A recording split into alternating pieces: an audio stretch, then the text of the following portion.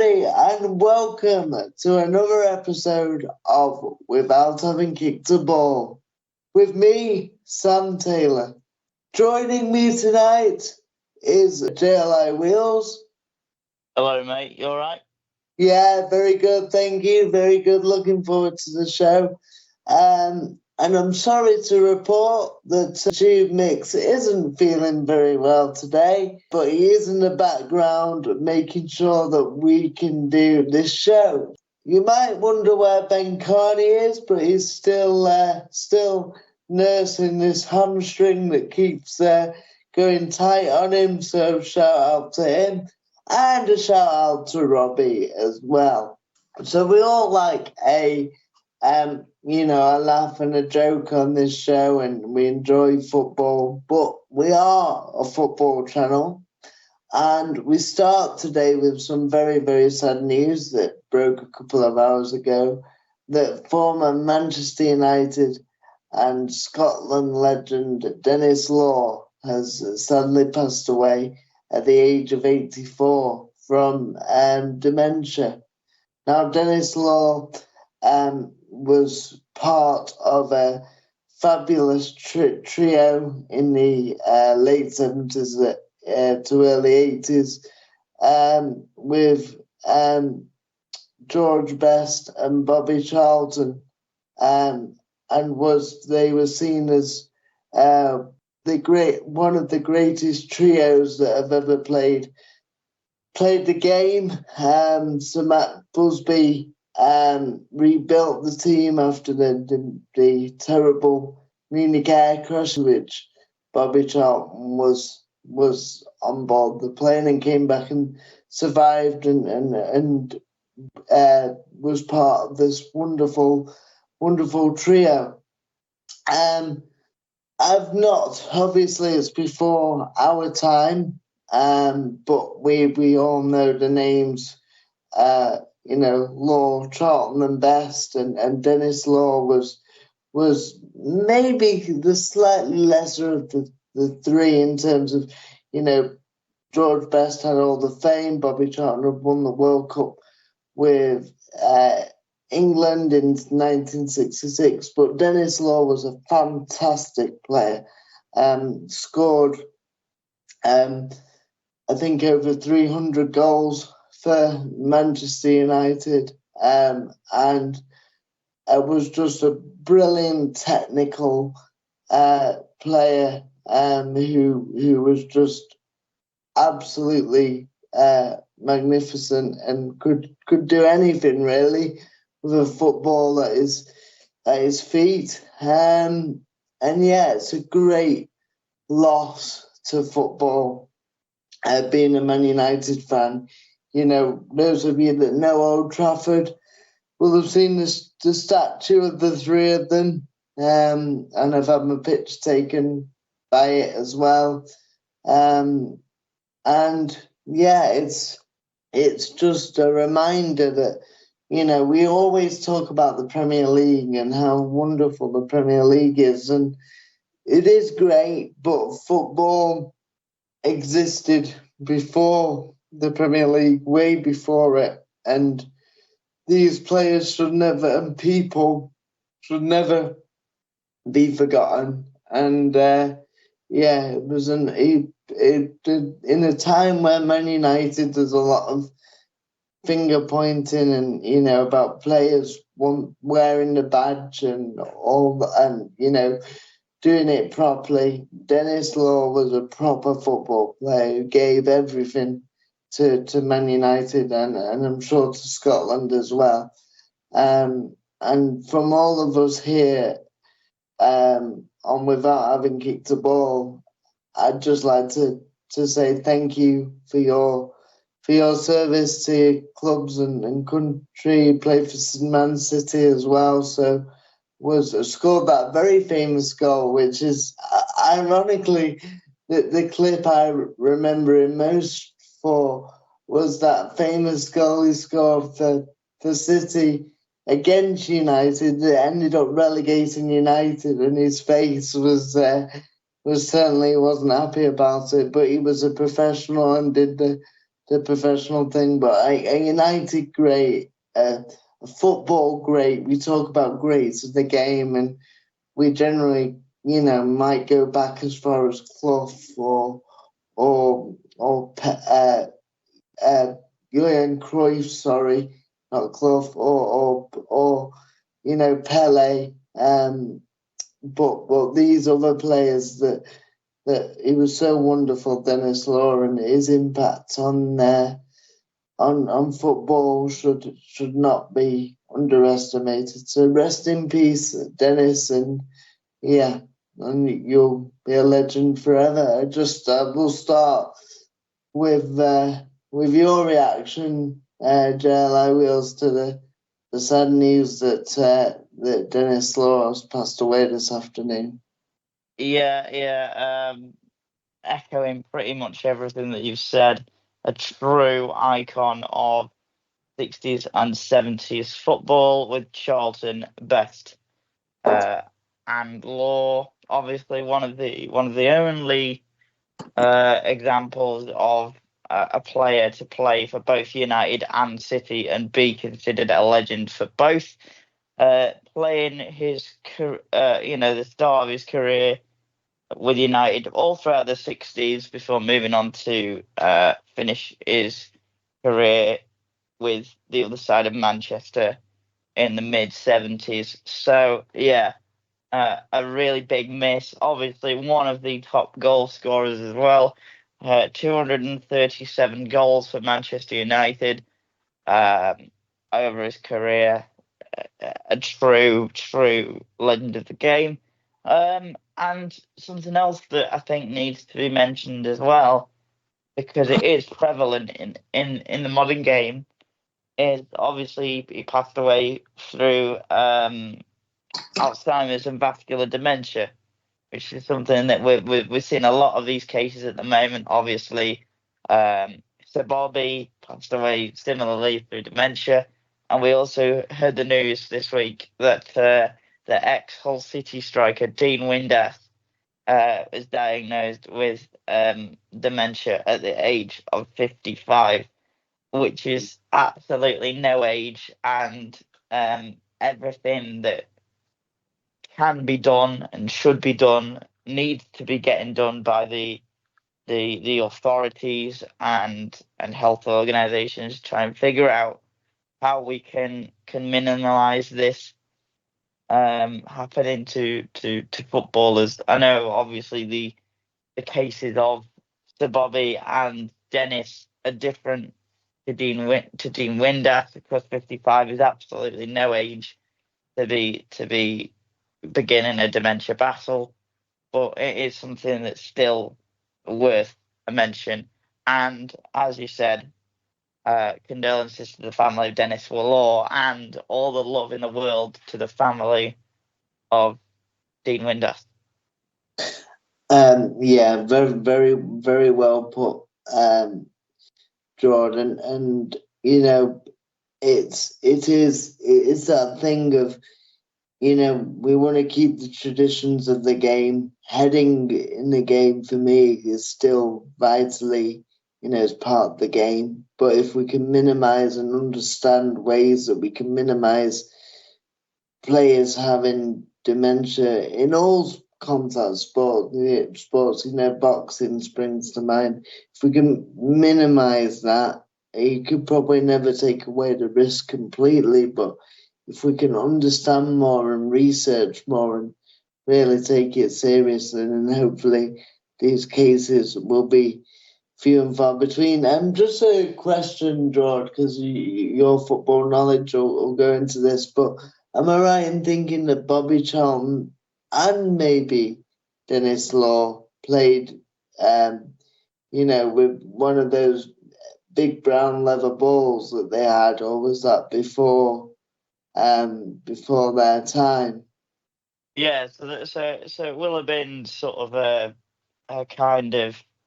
I think they both will have at least played with that to start with, and then as time's gone on, moved on to some sort of. Obviously, it's nowhere near what a modern football is. Even a football in the 80s is nowhere near what a modern football is. But It's highly likely that they will have started without being able to dig up a history book right in front of me right now and tell you the exact yes or no. I think it's highly likely that they will have at least have had one of those big, massive leather things that they used to play with. Yeah.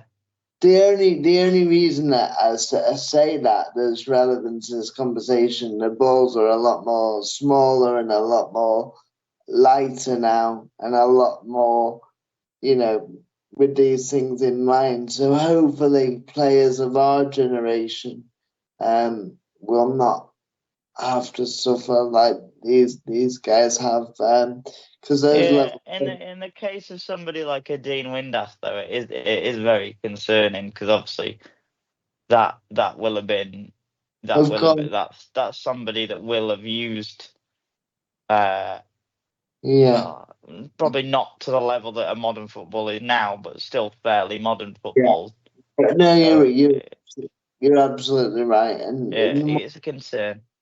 It is a concern, and again, it's that balance of, because I'm sure if you asked Denis Law in his later life and Bobby Charlton whether heading should be taken out of football, they would have said absolutely not. But and I'm not even suggesting that should be the case, but there just needs to be, they're limiting now how many times you can head the ball in training and stuff like that across all levels of football. And I think this is just an example of that more needs to be done to protect people. And it's a tragedy that legends have to go through. Not just legends, but people have to go through that, and the pain of losing people through dementia, possibly through kicking a ball, through heading a ball, sorry. That it takes that for real action to be done. But hopefully now, with the modern technology and the science, it will get there. And whether we can eradicate it completely, I don't know, but we can certainly keep minimizing the risks. Just one other thing on this. For the listeners, there was a listening to Total Sport yesterday on the way to my parachair football, which I play, and my dad had the radio on, and it was Darren Bent and Andy Goldstein on Drive, and they played a clip of George Best in 2005, which was his last interview he did, I think, before he died, a couple of months before he died later that year. And it happened to show it play it last night for the listeners on the radio. And it's just a bit ironic that today we're talking about Denis Law and the fact he's, lost his battle with dementia. So these things are strange how they work out sometimes, but and a bit unexplainable. But rest in peace, Denis, and we'll miss you, but we'll treasure the memories. So on a lighter note, because I'm sure Denis and Dean and everyone would want us, this is a football show, and would want us to talk about the football. So in their honour, that's what we shall do. And on today's episode, we'll be going back to our 3 Premier League games to talk about. We'll be talking about the North London derby between Arsenal and Tottenham Hotspur. We'll be talking about David Moyes' first game as Everton took on Aston Villa. And then finally, we'll be talking about another new manager in Graham Potter and his West Ham side. taking on local London rivals in the shape of Fulham. So we'll start then with the North London derby. It finished at the Emirates. Arsenal 2, Tottenham Hotspur 1. Heung-min Son giving Tottenham the lead before an own goal from Dominic Solanke, and then Leandro Trossard scoring the winner for Arsenal, which keeps their title hopes on track. And obviously for Tottenham, keeps them in the lower mid-table battle for now. So I didn't watch this game live. I was out with family, so I've only seen the highlights. But I'd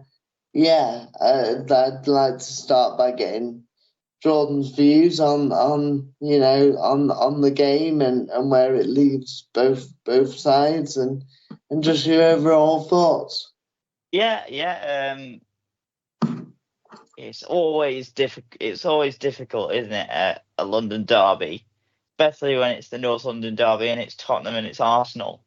It's pretty, it went pretty much the way we would have expected it to in terms of the first sort of 25 minutes. Arsenal dominant, chances missed. I think it was Raheem Sterling had a chance early on, trying to take it around the new goalkeeper Kinski, who I'm eager to talk about when we get on to Tottenham, and then but then just couldn't finish it. Kind of got it a bit stuck, and the goalkeeper ended up claiming it. And then Tottenham had a corner, and it comes out to Heung-min Son, first time, nice little low volley into the corner. Tottenham 1-0 up, but as usual, Arsenal showing that spirit, showing that fight, and also showing that set piece threat that they have. A corner whipped in. Let's say whipped in. It's more sort of kind of lofted, aren't they, to the back post for Gabriel, and it's come off. I think it actually takes two deflections. I think it deflects off Dragusin, and then obviously deflects off Dominic Solanke for 1-1, and then a good little Arsenal breakaway finished off emphatically by Leandro Trossard. Goalkeeper Kinski gets a little bit on it. Well, more than a little bit. He gets a fair chunk of it, but can't keep it out. It's hardly a routine win. I think, like the dominance and the possession and what have you. Spurs when they do fly forward and they do sort of click. They can be dangerous. So I don't think it was a foregone conclusion, but another good performance from Arsenal for sure. I just want to mention Kulusevski. I had a chance saved. Jed Spence put an unbelievable quality outside of the foot cross, and nobody in the box. That's a number of chances that Tottenham did have, obviously. And then at half time, interestingly, at half time, he actually changed things completely. And he takes off Yves Bissouma and Pap Sarr, brings on, I think, definitely Maddison. I think the other one was Bergvall. Oh no, sorry, Brennan Johnson. He brings on Maddison and Johnson, and brings Bergvall into midfield. Who I really like, by the way. I really like the two of the standouts. I think for Tottenham are definitely the two youngest players. Bergvall in midfield, I think he's great, and Archie Gray, and he's playing at centre back, and I think he's great as well, doing really well so far. Yeah. because it's just not where he would want to be, really. Misery continues for Tottenham, but I do find it odd though, and we have talked about this before. I think we even talked about this last week in the show that never made it. But Tottenham just don't seem to get they play well, but they don't get the rewards for it. It's very strange. I mean, to be honest, although they were dominant, like I said, they do create a lot, but they create a lot and they just don't never seem to really get they never get the positive results, it feels. I don't know what you think about that. Yeah, no, I agree. I think Spurs play in a way where it's all or nothing and they can't keep it up but they haven't got the quality to keep it up probably for as long as they need to. I mean, you say Arsenal have been, another good win for Arsenal, but I don't think Arsenal have been that impressive in the last couple of weeks. Yes, they're still hanging in there, but they had that 1-1 draw against Brighton, I think it was, where they probably should have won it. And they had a couple of losses as well recently. So yeah, I'm not sure Arsenal is the same old adage, isn't it? I'm missing an out and out number 9. I know it's a very frustrating subject for Arsenal fans. For me, they should have gone for Ivan Toney, but there we go. But yeah, it's they just miss that link at the top. Jesus is a great player and has done well in recent weeks, but is now injured. And they don't really. It's a big blow. It's a really big blow because he was getting into form on it. Yeah, he was just coming back into form after. Well, he's a good player, but I'm not sure he's a natural out and out. Yeah, he's not prolific though, is he? And I always thought Jesus will bag goals in, but then if you actually look at his stats, he's never been a bagsman, has he? He doesn't bang sort of 20 goals a season. I think he has done once for City, but other than that, he's not that. I think that Arsenal are a better team with him in it. So Absolutely. Even if they brought in another striker when he's back fit, I'd play him. Maybe. I think Havertz is really interesting because. Go on, you've got insight into. He's tarred with the same brushes. I think.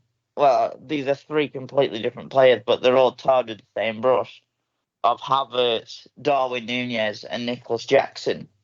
Now, my personal opinion is the best of the 3 is Nicholas Jackson because what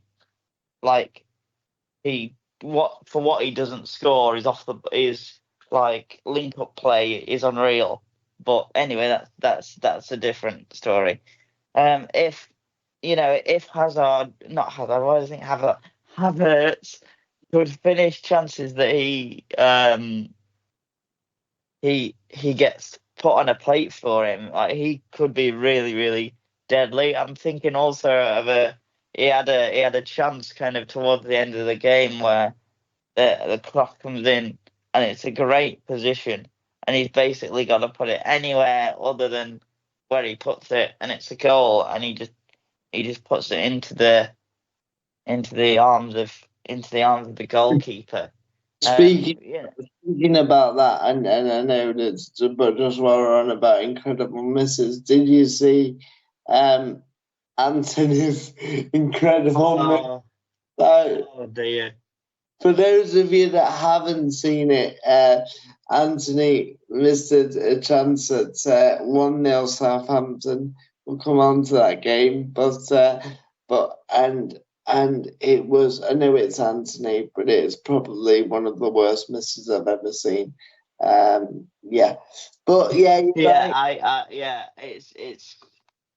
we will talk about it when we round up the rest of the Premier League, but genuinely I think the worst I've ever seen. Yeah. But Arsenal, need a striker. We're saying as we're in January and need a striker now. Is that the line that we're going down? For me, definitely. They do need a striker. And I think that they've been on about Benjamin Šeško for a while now. Obviously, the Slovenian from Leipzig. You'll be familiar with him from the Euros. He missed an absolute golden one-on-one chance to knock Portugal out, if you recall, in the round of 16. And I think that's a great option. But I get the feeling that they probably won't get him until the summer. They need somebody now.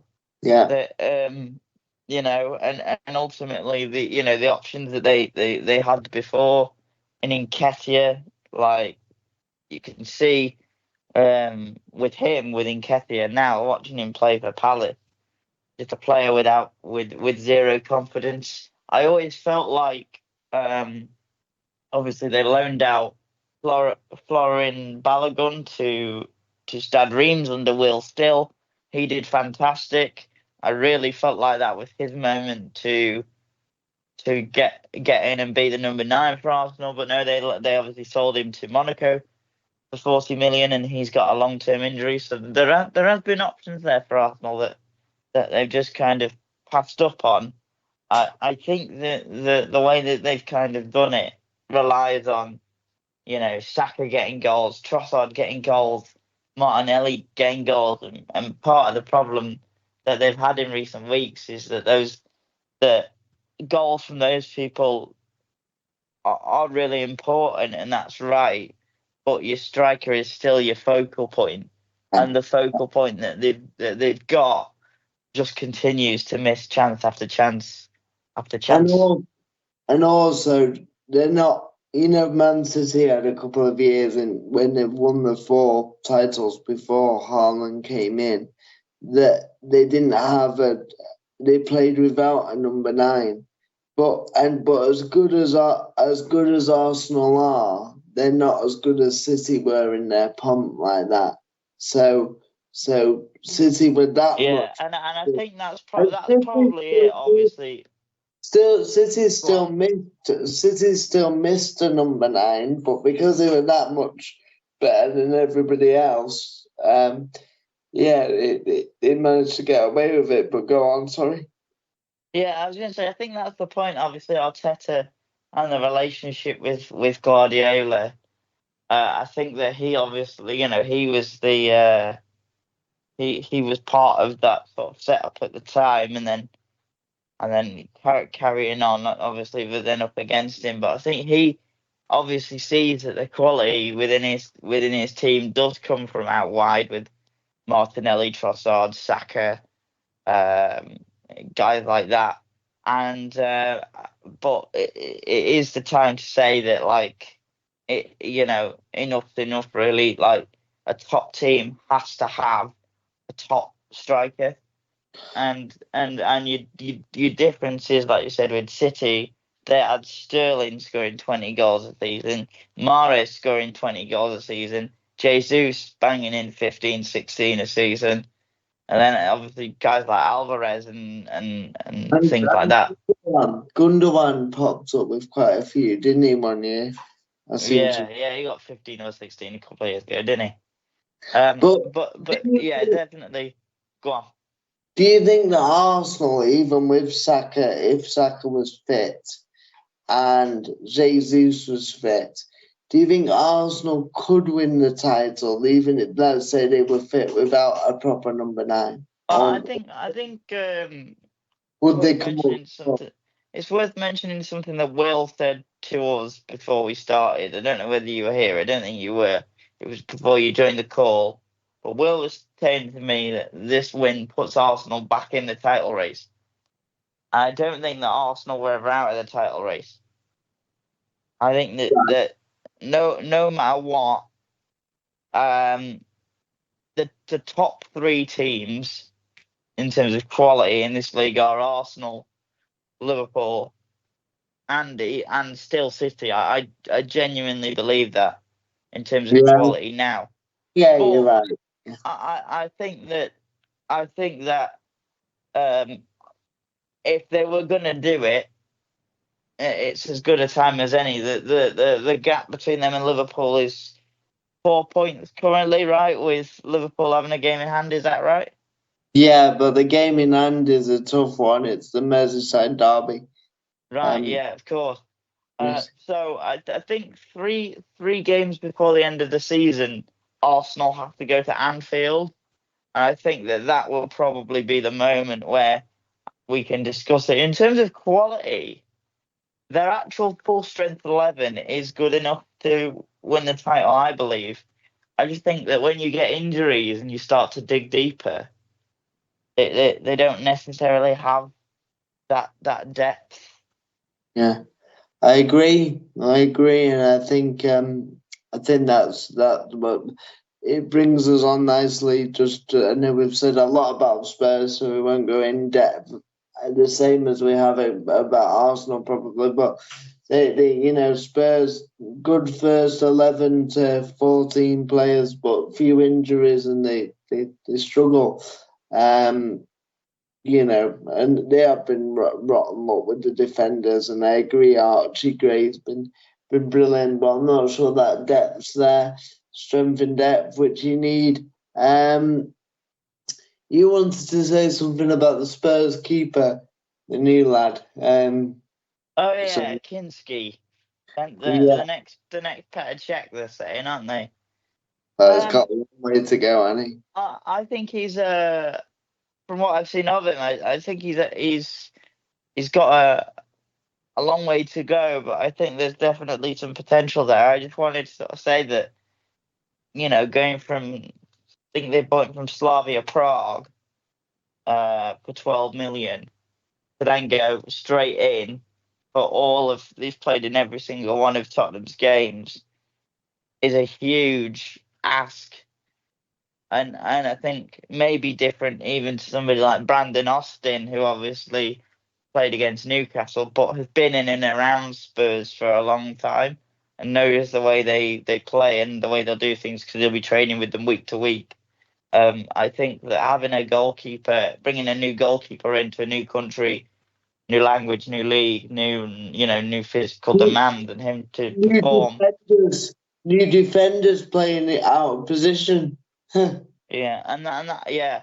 So I think we're talking about January, and I think it's worthwhile because it's obviously the first one, the first official one that hasn't been scrapped that we've done this year. I think it's important to mention that Tottenham need serious investment in this window. I I believe only because injury like the central defensive injuries they've got is decimating that team. Yeah, I So agree. it makes you think. Like even for instance, I think um they had Joe Rodon. Joe Rodon. They sold him to Leeds. I believe that they sold him. Either they've sold him or he's on loan. But Yeah, that makes you feel like that's a really poor decision. Because yeah, okay, Joe Rodon is not Champions League quality, but it's better than playing a midfielder in central defence. But the bad thing about that is that I think Archie Gray is the better of the two centre halves, and he's an 18-year-old midfielder. yeah. Um, Dragon's not been the best, has he? no, he's not covering himself in glory, really, is he? And yeah, I think that it's quite funny in terms of the Premier League in general. There's so many clubs that need so much in this window, um, which is kind of unprecedented, and a lot of it is the bigger clubs, i.e., um, Spurs, City, Arsenal. I really, really think Chelsea need another keeper. Um, So there's a lot, Man United could do with another number nine.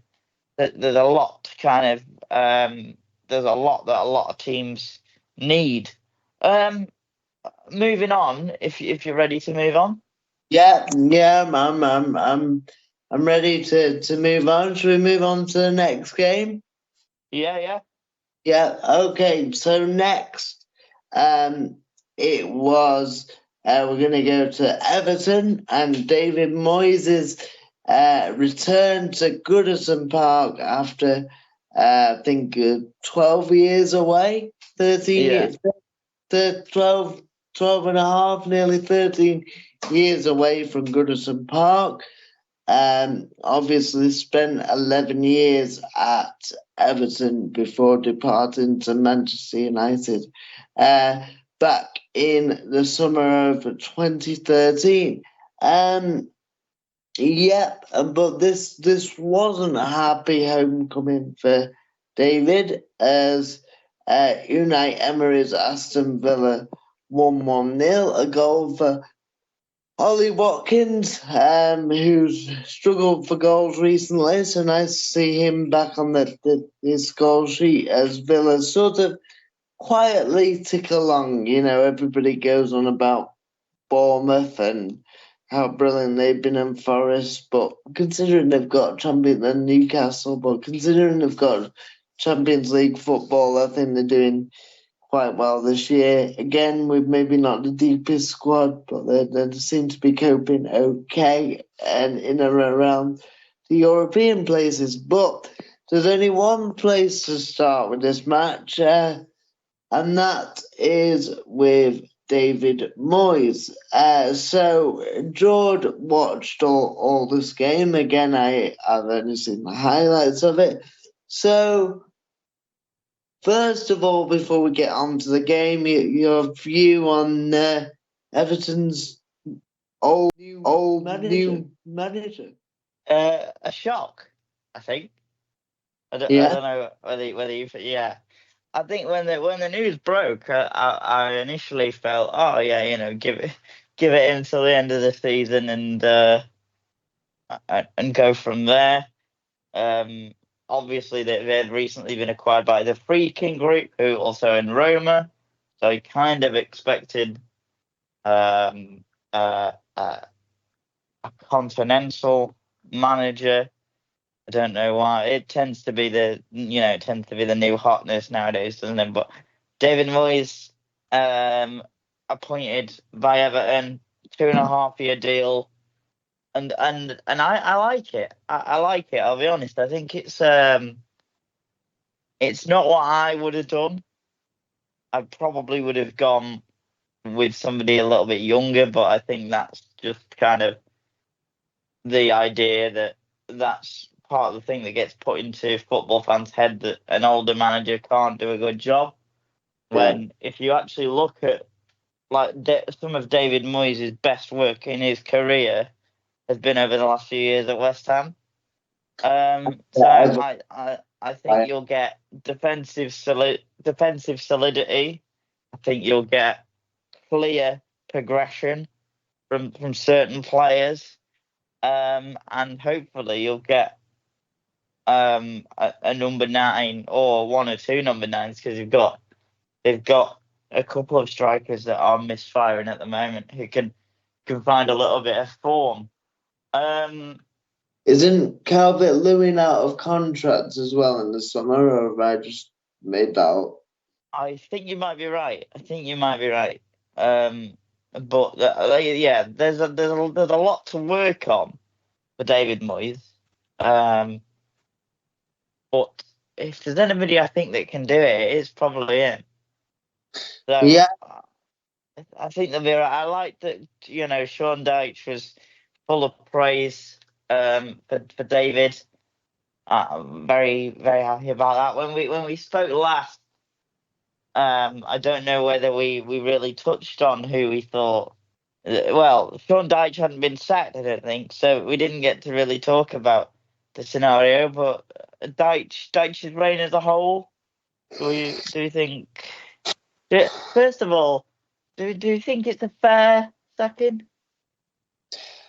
it's a very tough one. No, I don't think it's a fair sacking, because I think Everton has been mismanaged, misrun. and Dicey kept them up for 1.5 seasons, in terms of one full season. Sorry, 2 seasons, but one full season and then 2 half seasons, as it's turned out. Because he was appointed in January 2 years ago. Do I think it was? No, I just think that with the mess Everton were in, Sean Dyche would have kept them up, and then they could have reviewed it at the end of the season. The new ownership, and then if they didn't want Dyche there, they'd be quite within the rights to go, you know what, we want to change. However, they didn't feel that, and I understand the fans weren't happy. But I don't know what the fans really expected. I mean, the team's been struggling, the club's been struggling, but I guess they're spooked by the fact that they could be starting in their new stadium, Bramley-Moore Docks, with Championship football, which I guess would be a disaster. So your answer is no, and in a normal season, even with Everton where they are in the league, which is not where Everton should be, by the way, Everton are a massive football club, they probably wouldn't have sacked him. But the fact that they've got this new stadium coming up, they probably felt, we can't be in the Championship. I completely agree. I think that being in the Championship in that new stadium would completely ruin Everton financially. And they're not in a great place anyway at the minute, anyway. Yeah, they're not in a great place. I think here is as good a place as any to mention, by the way, and this is seriously important, that no clubs in the Premier League are facing PSR charges for last season. I don't know whether you saw that. I did, yeah. Which is a step in the right direction with all this PSR stuff. So yeah, I think, like you said, it's a harsh decision, especially because if they didn't have that 10-point deduction, I think they would have finished something like 9th last year. So it's yeah. It is what it is. It is what it is, and there's. I'm looking at Everton's squad, and they've got really a top end Championship squad, in my opinion, with a few exceptions like Ndai and Everton Pickford. But the squad is what it is. David Moyes, what do I think on him? Did brilliantly at West Ham, was so underappreciated at West Ham. I know sometimes they wanted more attacking football, but be careful what you wish for. And don't get me wrong, I think Potter will do a good job now, but be careful, because he did a wonderful job at West Ham, a West Ham legend, even though his own fans might not have thought so, bringing a European trophy to the club.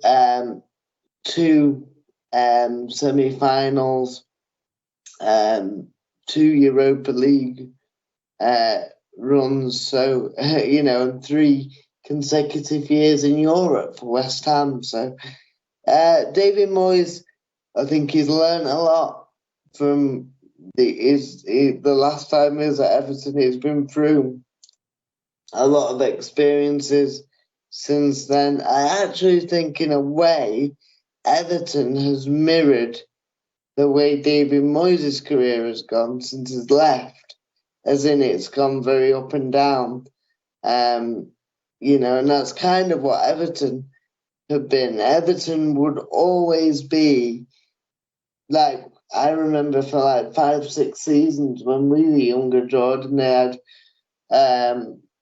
Coleman and Baines and Jagielka and Fellaini and Morales and Pienaar.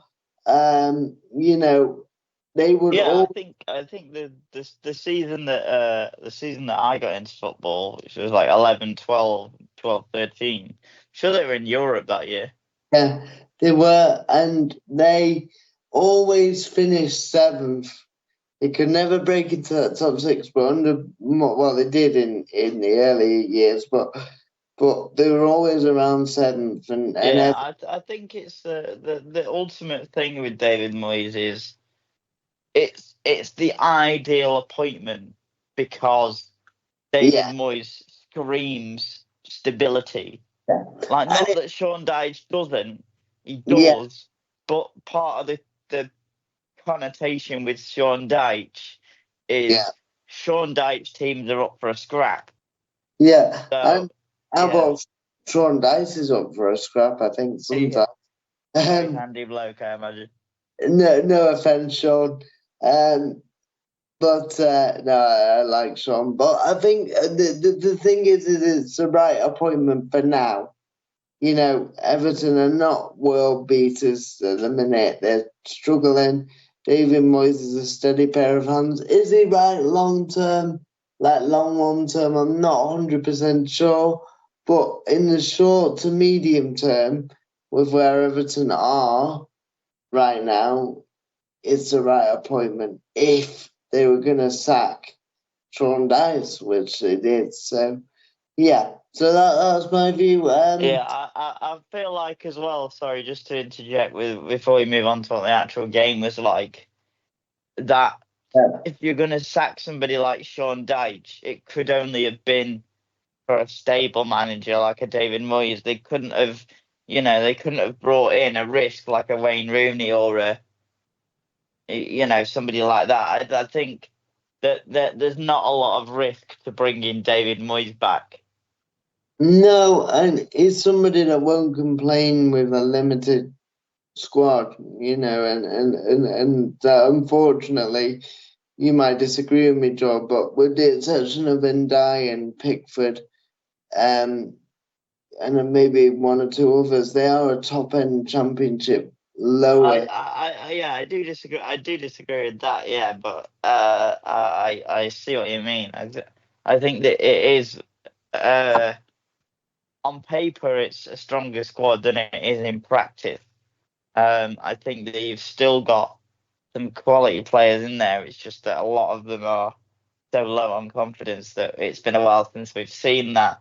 And moving into the game, like we saw that with one man in particular, Dominic Calvert-Lewin having chances that the first time I've seen Calvert-Lewin play and get chances, the last couple of times I've watched Everton play and Calvert-Lewin has played, he's been very absent. So I feel like that. I remember the time they missed against West Ham. Was it him? Well, didn't we watch a game with Everton West Ham at the start of the season? Yeah, we did. John Duran scored from 30 yards. And he missed. Well, that was against Everton, wasn't it? That was against. Because Calvert-Lewin missed a couple of chances. It was, I think. I'm sure it was against Everton anyway. Yeah. So that was against Villa. Yeah, it was the other tie the other way around. Yeah. You're right. Yeah. So he hit the bar in that game, didn't he?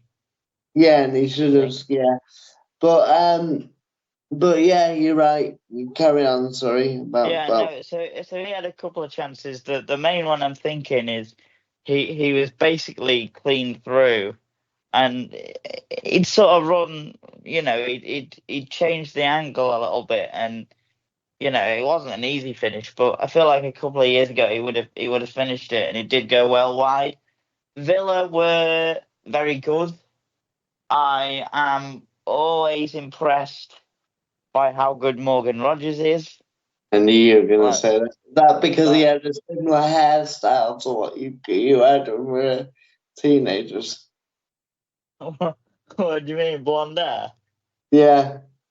I don't know about that. But no, he's very, very silky, very skillful, isn't he?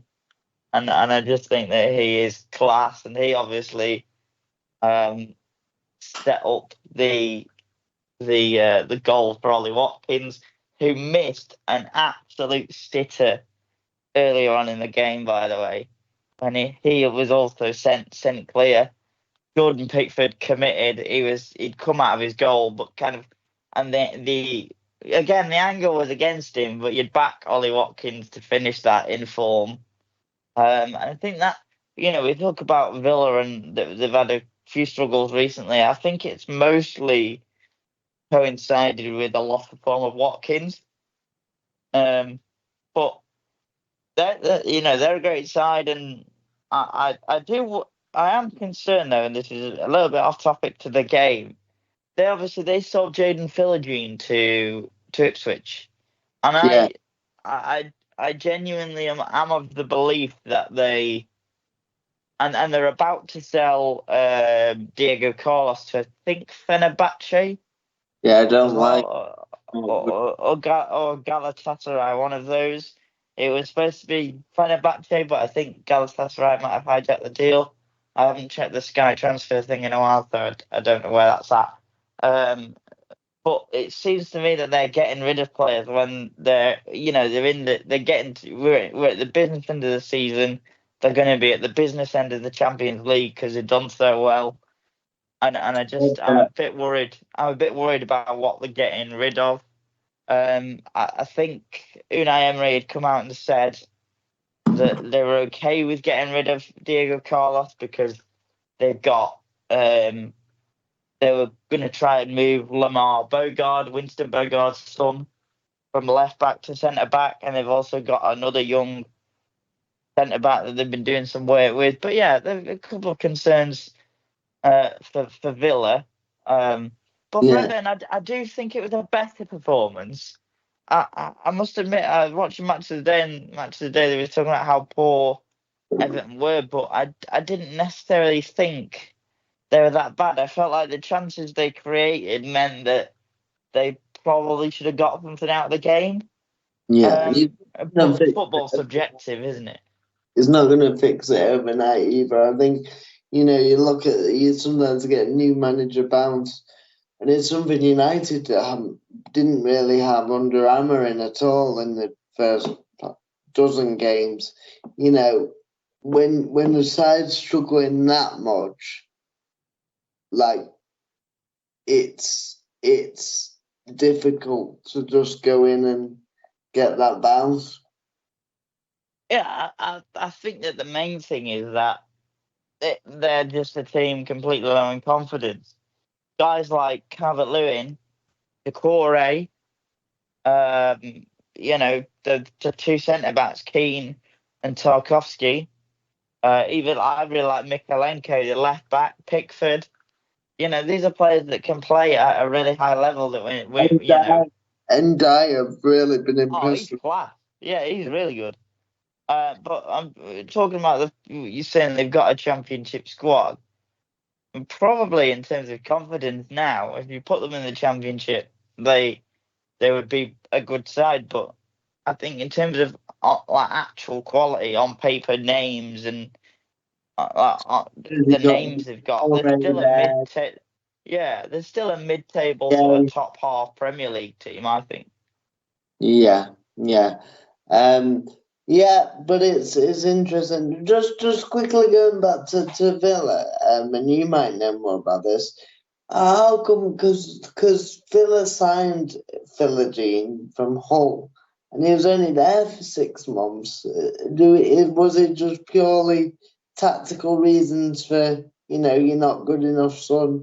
Off you go, or was Uh, it I disciplinary? don't know because if you remember I've seen him play a couple of times, and he played against United and had a good opportunity and things like that. I think there's two or three things. I think the main reason that they bought him was probably to do with they might have got a cheaper deal from Hull because he was originally their player anyway. So I think they've just gone, oh, he was like the standout player in the championship last year.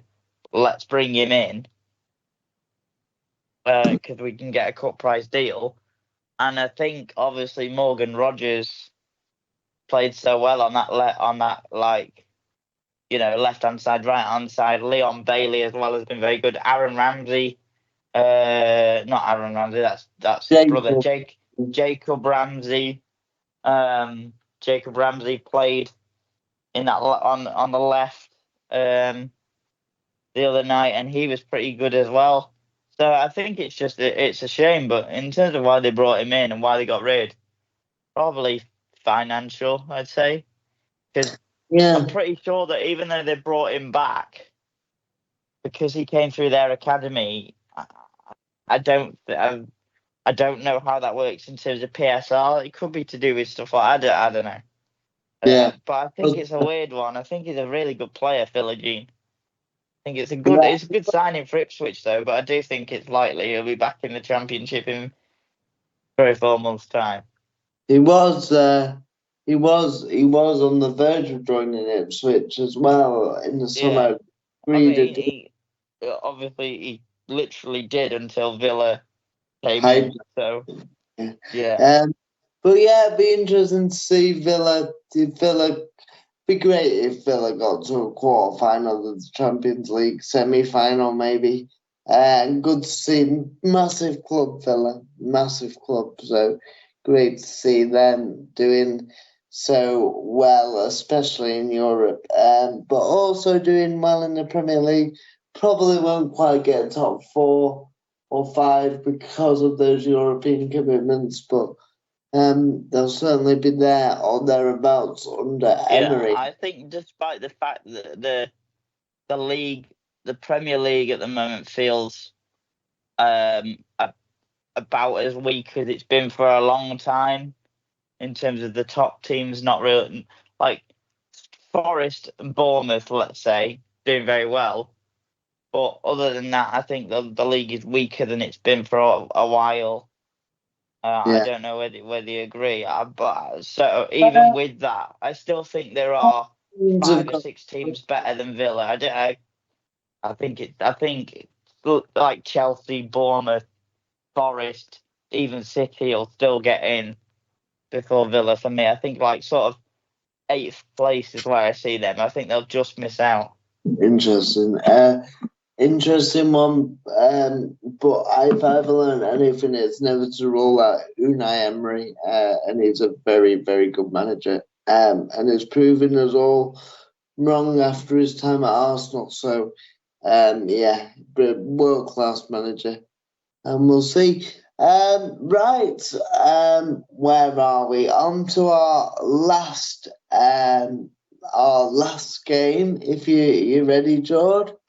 I'm ready, mate. Are you ready? Yeah, I'm ready.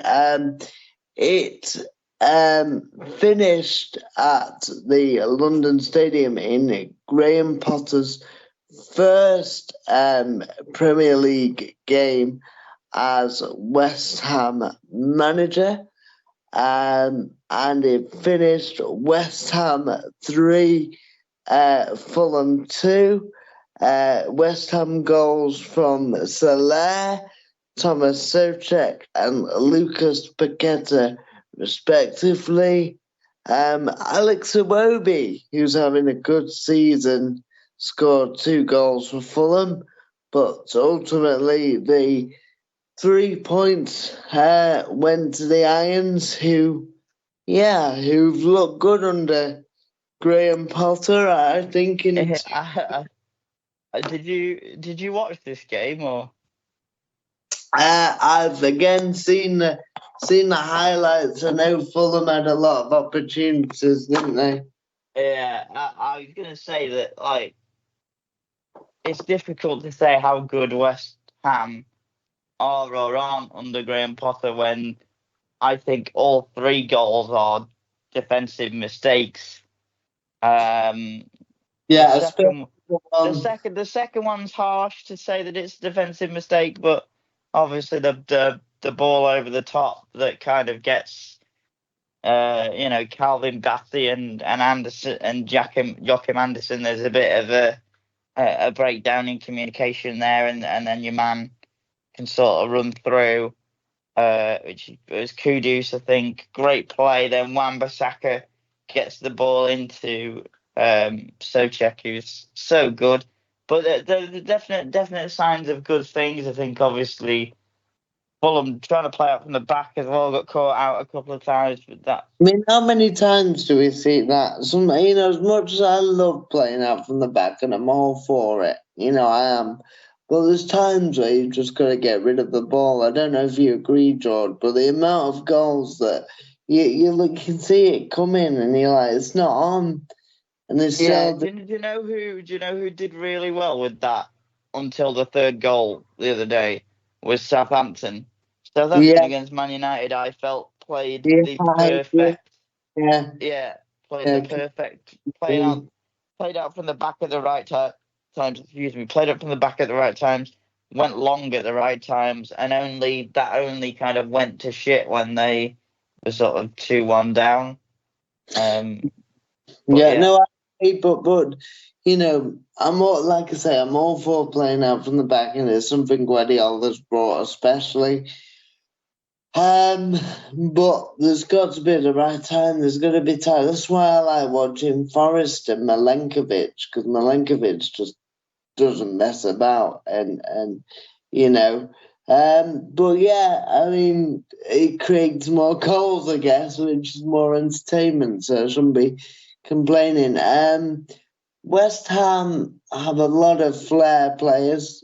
We talk about them. They're for me a top six team in terms of the talent they've got. I know that's a big statement, but to the players they've got at their disposal, I know a couple of them are injured right now, but they are a top six side in squad. And yeah, and obviously it didn't work out under Julian Lopetegui, my favourite mate. But yeah, I think we're Your talking favourite mate whose name you can't even pronounce. Julian Lopetegui. No, Julian Lopetegui.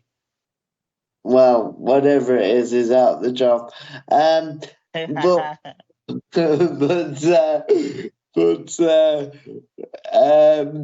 it's we talk about right fits for clubs, and I think for the way the fans want their football to be played and the personnel that West Ham now possess, the biggest spenders I think in Europe in the summer.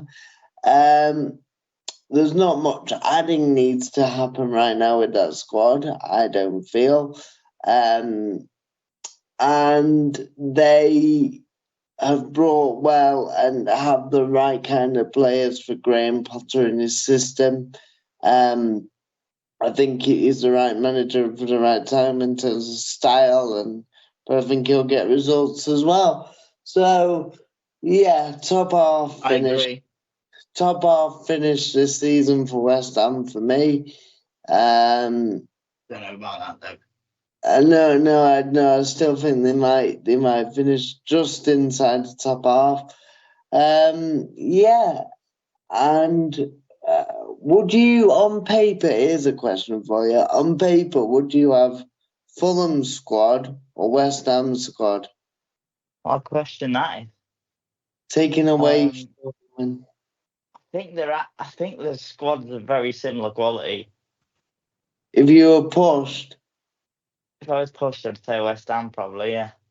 yeah, it's But then I close. think that I like a lot of the individuals in West Ham's squad more, i.e., like Fabianski. I think is one of the most underrated goalkeepers within the last decade in the Premier League, Yeah, I agree. for instance. But Fulham have got a great side, and to be honest, obviously West Ham few injuries as well. I didn't understand playing Paqueta up front. Um, I would have played Kudos down the middle, for that game. But anyway, they got the win. Yeah, and I No, think Fulham can feel a little bit aggrieved because like they created a lot, and I think if they weren't so sort of kamikaze at the back, which isn't what they're known for either, it's really on Fulham, like, isn't really uncharacteristic. I imagine Marco Silva went mental in the dressing room. Yeah, imagine his Um, hair went silver. That's for sure. I imagine that, like, I could even see to the kind of level of like teacups being thrown and like because that was it was diabolical. It's like watching Southampton under Russell Martin. Yeah. No disrespect to Russell Martin. No, Um, you're right, and I think it's one of those things where if you just don't play well in general, then you can sort of take it on the chin, even with those kind of mistakes. But the fact that they played so well and then they threw it like I know not throwing it away, but could have got something out of the game and didn't, and to throw goals away like that when you've actually played well, it must be agonising. Yeah. yeah, I mean the first goal obviously played out from the back from Leno. Pereira plays a blind pass, and of course Carlos Soler eyes must light up. Like great finish, but just what are you doing? What are you doing? It's absolutely unbelievable. But yeah, it's not something that I imagine we'll have to say about Fulham again. But yeah, really, really, really poor from them What defensively. a fantastic, it should be mentioned, a fantastic job Marco Silva's done. And he's another manager that's had to rebuild his career at Fulham with a few eyebrows raised, even though they were a championship side at the time he took over. But they've gone from strength to strength and is building them into an established Premier League side. Which is and they're pushing for Europe. And Yeah, again, I'm not quite sure they'll make it into Europe, but I tell you what, they'll be blooming close. no, I think there's a few teams better than them as well. But they why can't they win an FA Cup or make a final or could see that happening. Possibly. So yeah, brilliant job. But again, I think it's the right fit. Fulham and Silver, I think it just works well. Yeah, and I think it's the same kind of vibes with Graham Potter. I wasn't really sure, but straight away on Match of the Day, I'm looking at the starting lineup, and I'm looking at him in his sort of West Ham tracksuit, and I'm sort of thinking, yeah, something about this feels like it could go really well. Yeah, yeah. There's definitely fits. I look at again, first time we mentioned Crew and now we're in brilliant. But I look at Lee Bell with Crew. There's just certain fits that kind of fit well at any level, and that certainly does. But be interesting for West Ham. It's a consolidation season now.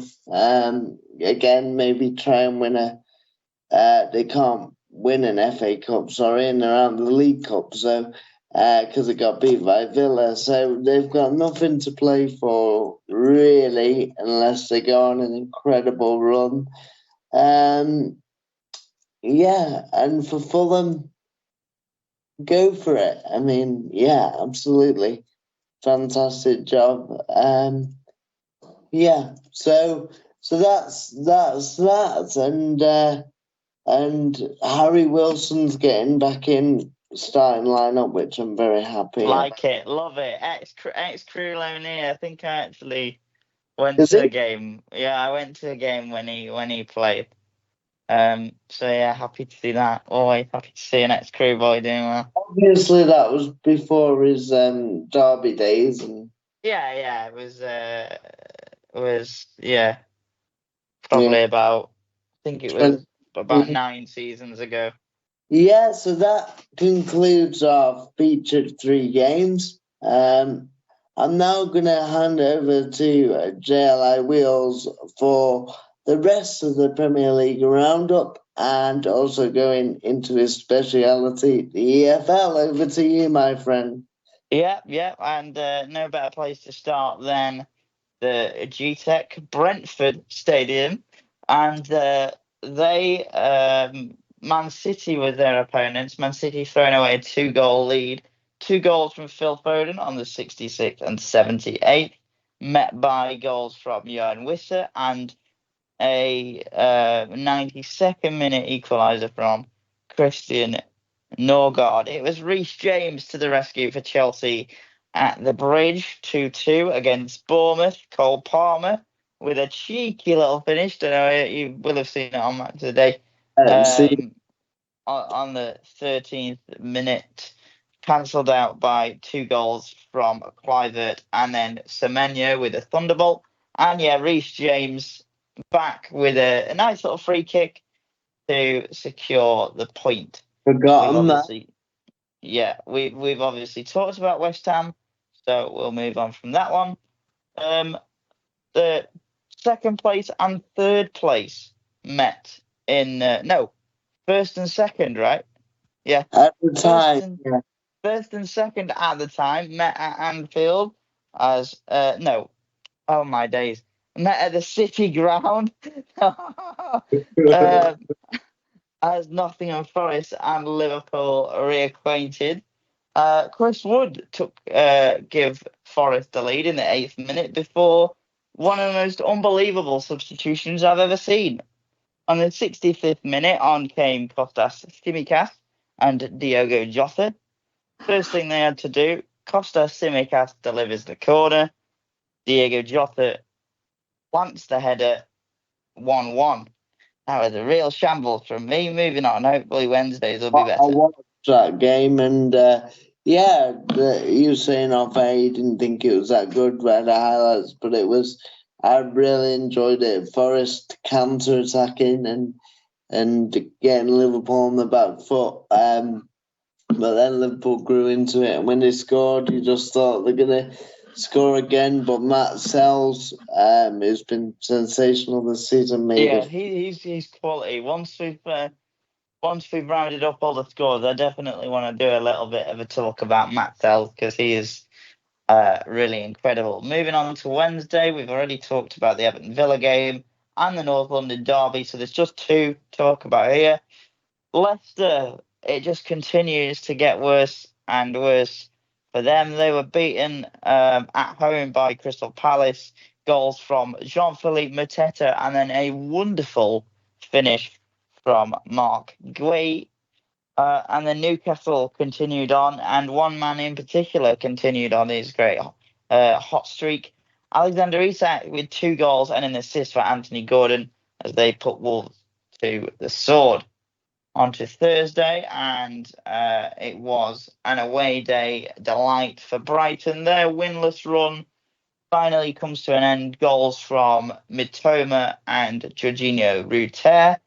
And then the main attraction for certain Sam Taylor, of course, as a United fan, and I think Ben Carney was physically there as well. Man United hosted Southampton and they went 1-0 down thanks to an own goal from Manuel Ugarte. Then in the 82nd minute, cometh the hour, cometh the man.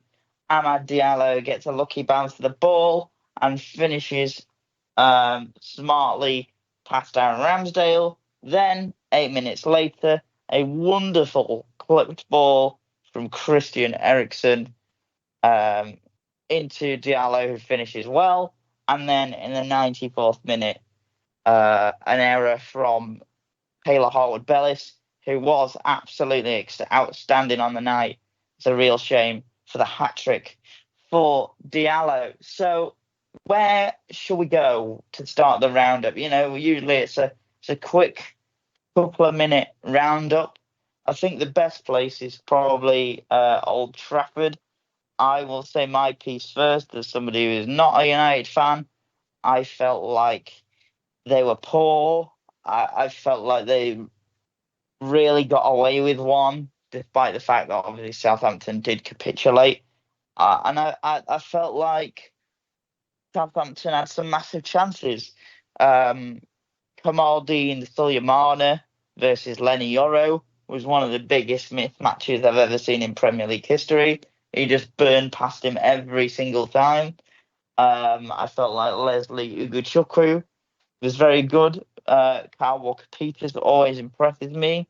Mateus Fernandes was really good. Tyler Diblin, of course, was really good as well. Taylor Howard-Bellis, I thought, was outstanding. And yeah, United, a real mess again. But the one thing that they do have, which is a genuine world-class player in Amad Diallo, who just, we've talked about it before. We talked about it with the when we covered the Manchester derby. He just oozes. He is world class. And yeah, so it's a win for Man United, but I don't think they did themselves any favours. I don't feel like there's much progress from that performance either. I don't know how you feel, Sam. So yeah, I feel that Southampton for 70 minutes were unbelievable. Like, for a side bottom of the table, were absolutely outstanding. They were outfought, outrun, outlasted. And I thought first 10 minutes we were actually okay, and the last 10 minutes we were okay. But once they got a foothold in the game after looking quite nervy for 10 minutes and realising that we weren't going to come at them, they battered us.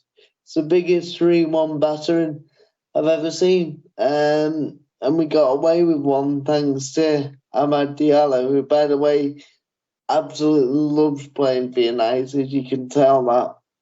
Yeah, I was gonna say that. When he kisses the badge, you know he means it. And I know he's not one of our own. We brought him, and he's not obviously not English, but he feels like one of our own because he's showing that enthusiasm. We're just very average, and it's nothing new. I mean, I'm a bit sick of talking about it, to be honest. So I don't think it's a performance from United that really gives them much credit. What about you, Sam? What do you think about the game?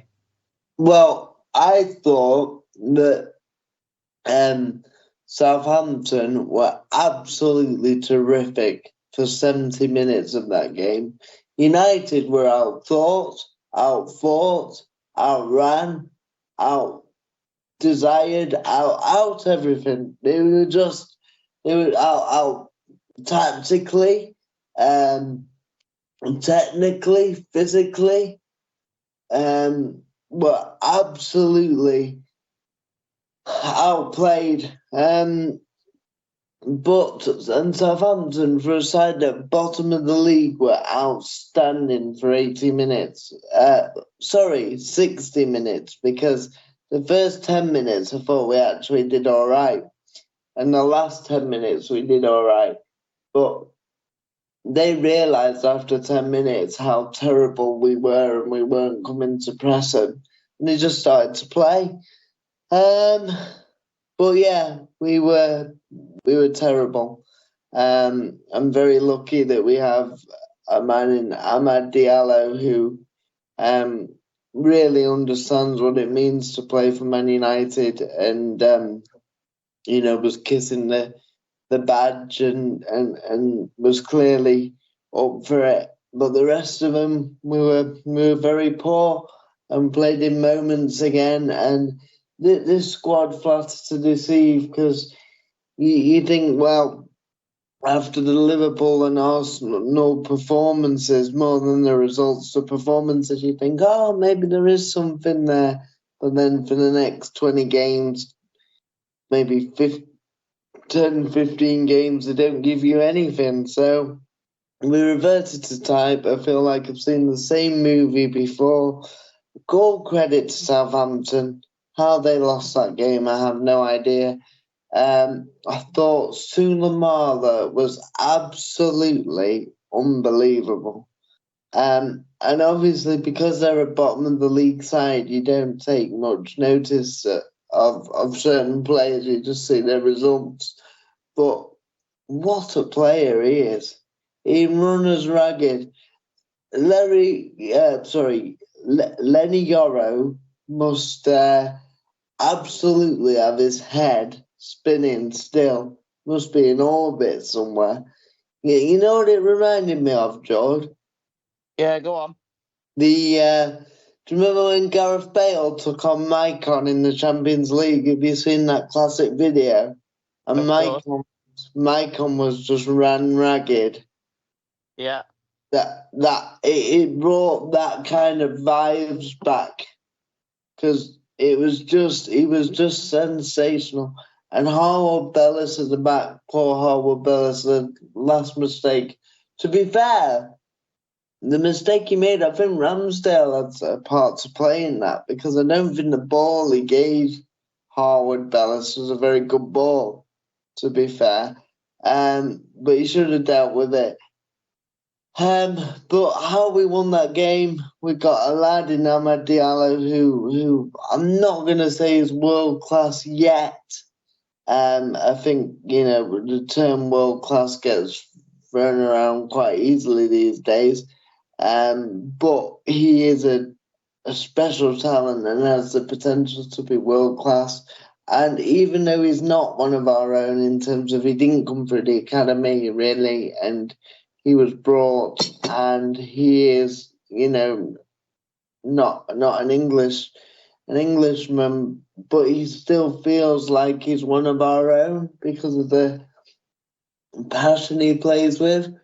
But yeah, a lot of problems for United. If Southampton could play like that from now to the end of the season, every match, which they probably won't because the opposition won't allow them to, then they'd even have a chance of survival. But it's probably a bit too much to do. But and what's a jack in a box? Yorich is. I mean, flipping out. I thought Klopp was lively and Mourinho and all these, but he tell you what, he either needed a wheel match or he was agitated because he just never stopped moving. But Southampton's sensational, even though they lost. United woeful with one player who produced the goods. Well, not just one player because I thought Eriksen's pass has been doing that all his career. There's a player who's been underestimated in his career. Doesn't get the credit he deserves, Eriksen. His legs have gone a bit, but those first time passes, I don't think anybody else on the pitch could have played that ball. Not even Bruno. So United in a bit of a state, but we know that. And Southampton, sensational Saints who were very unlucky. That's my honest view. Yeah, I agree with that. A word, I suppose, on Alexander Isak, who is just, again, it's something we've talked about a million times. Unbelievable player. And yeah, Brighton winning, which we all love to see. And Crystal Palace continuing to do pretty well at the moment. Disappointing for City, but again, they've not lost, so still progress, I feel, although slow progress. And Chelsea, Reece James is a saviour. Battered Bournemouth, didn't put the chances away. What happens? And yeah, are we happy to move into the EFL? Anything that needs to be said? No, I think you've said it all, mate. All right, nice one. Okay, moving into the Championship, and we'll start with the results of the games that have gone on this midweek. It was a 1-1 draw between Struggles Cardiff and playoff chasing Watford. Callum Ashford put Cardiff into the lead before Bakun Bayo saved a point for Watford. It was a meeting of two of the new managers that we will get into in a bit more detail shortly. Miron Muslik is the new man at Plymouth, and Gary Rowett, the new man at Oxford. It was Rowett Oxford who took the lead thanks to Will Bugs in the 44th before Rami El Hadj scored the equaliser for the Pilgrims. Moving on to Wednesday. Blackburn Rovers put Portsmouth to the sword thanks to goals from Maktar Gay, Callum Britton, and Andy Weinman. Always like seeing his name pop up. It feels like one of those kind of, that Barclays man trend that was going around. It feels like Andy Weinman is one of those kind of characters. And a shock in Shrewsbury. The Shrews beating Wrexham, who missed a chance to go top of League One. Two goals from John Marquis, cancelled out by Stephen Fletcher. Another one of those old sort of legacy kind of players. Yeah, feels like a legacy player. Right. The main thing that we're going to talk about in the EFL, and stop me if you've heard this one before, Sam, because it's not like we did this last week or whatever, is all the managerial changes within the EFL. Starting with one that you probably don't know yet, because it's only just been announced while we've been talking. The new West Brom manager is, any guesses? Gary O'Neill? Nope. An English guy or not? Yeah, it's an English guy. Oh, I do know this. It's not Matt Bloomfield, is it? He's moved. Nope. He's gone somewhere, hasn't he? Yeah, but it's not him. We will discuss him, but it's not him. One more? One more. Come on, Sam. Think. And I know you'll all be screaming at the phones or laptops. Actually, they probably won't, because they won't know. Well, they're not watching this in real time, are they? But an English guy, you said, not. I'll be honest. When I saw it, I didn't see it coming. I'd seen he was in the betting odds as somebody that was linked, but I didn't think they'd bring him. Hasselbank? No, Tony Mowbray is the new West Brom manager. Oh dear, what a terrible appointment. Don't know. I quite like it. No, I do like Mowbray, but it's a bit of a backwards, no offence, but a bit of a backward step from... Yeah, but it's going to be from Carlos Corberán. And he plays a bit of a different style as well. Let's just catch everybody up. Carlos Corberán got the Valencia job. I don't know whether you saw that he signed Max Aarons from Bournemouth as right back, which I think is a fun little signing. We love an Englishman abroad. There were two favourites for the job. Rene Hacker, who is one of the assistants of Eric Ten Hag, and the former Basel boss, Raphael Vitti. He turned the job down. Rene Hacker was out of contention. Tony Mowbray, the man in charge. To be honest, good to see Tony back on his feet and doing well, because he had terrible illness, didn't he, for a while? So what I will say about this one is, I think if you look at Mowbray in terms of the job he did at Sunderland and not the job he did at Birmingham, I think it's a pretty okay appointment. He did a good job at Blackburn as well. Yeah, obviously got Blackburn promoted from League One into the Championship. It's a decent appointment. Does it set the world alight? No. Is it still an appointment where you could probably do something good there? Yeah, definitely. So yeah, I jury's out on that one, to be honest. I'm sure you. It sounds like you feel the same, Sam.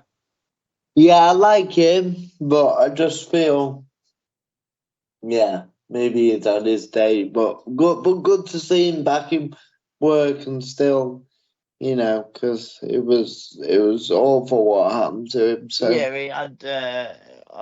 We don't need to go into too much details, but he did have some health issues. We'll talk about the game that I mentioned before, the 1-1 draw between Plymouth and Oxford. They've obviously got new managers. Des Buckingham very harshly sacked. Gary Rowett came in over the festive period and was unbeaten up to the point of the FA Cup game against Exeter. But in the league so far, still unbeaten, Gary Rowett. It's a great appointment. Good manager. Yeah, a good manager, I think. I think that things had sort of run the course at Millwall, and then I think it was a bit panic stations, obviously with the situation with Tony Mowbray, to sort of bring him into Birmingham. I don't think anybody looks at him negatively on the Birmingham scenario because I think they were already down by that point, if I'm correct. Yeah. Not mathematically, but yeah. His opposite number in that game is somebody that I was not familiar with at all, who is a guy called Miron Muslik, who was manager at Cercle Bruges in Belgium. He was dismissed from that job just recently. One of his his message to the team is like a rival message to the team went viral. Don't know whether you saw it. It was pretty stirring stuff. So I think a lot of the media are already on board with this guy. I know already in the January window there that it seems to be a lot of kind of European talents. They've broken their transfer record already in this window. Have they? Yeah. So it looks like they're going to go big and European coaches, as I said earlier on, talking about David Moyes, are kind of the new hotness. So we see how that one goes. How I necessarily feel about it, I'm not too sure. Go big or we don't know him. Go big or go home. You'll like that one, Mick. Yeah, absolutely. And as we said, we don't know him as of yet, so it's a bit of one of them.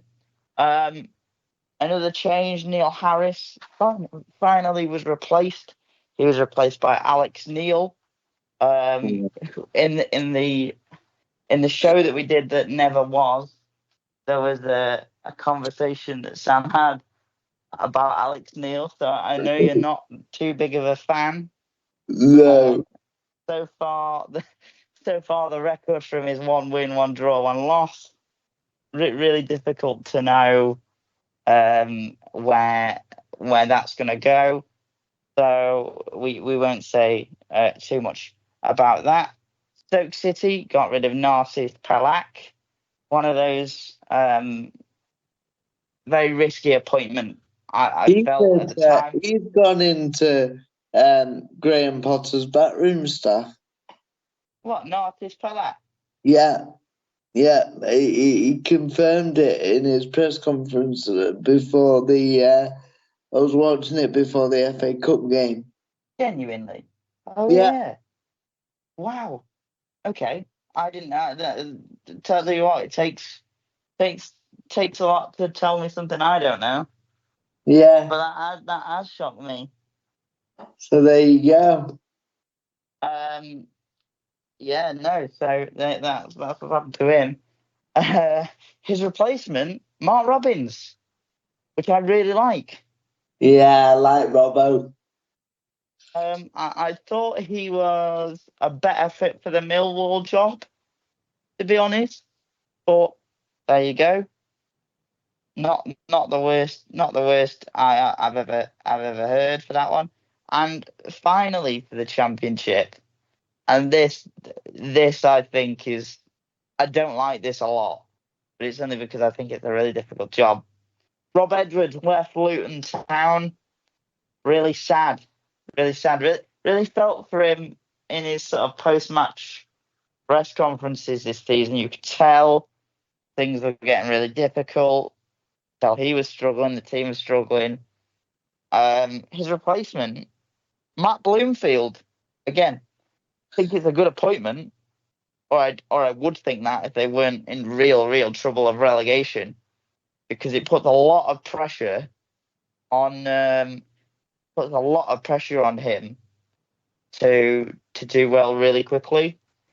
And remembering when he came in and did the and got the Wickham job, it was like, despite the absolutely unbelievable job he's doing now, it did take a while for things to get going. Last season they obviously finished sort of mid-table in League One, and yeah, I really don't know how I feel about that one. What about you? And in general, kind of, I always get a bit annoyed with kind of putting young English managers in higher jobs, but like for a higher profile club that are in a worse spot. A particular example I'm thinking of that's a lot lower down, but it's still a big club, is Richie Wellens. His first job in management was at Oldham Athletic. They were bottom of league. I think they were bottom of League One.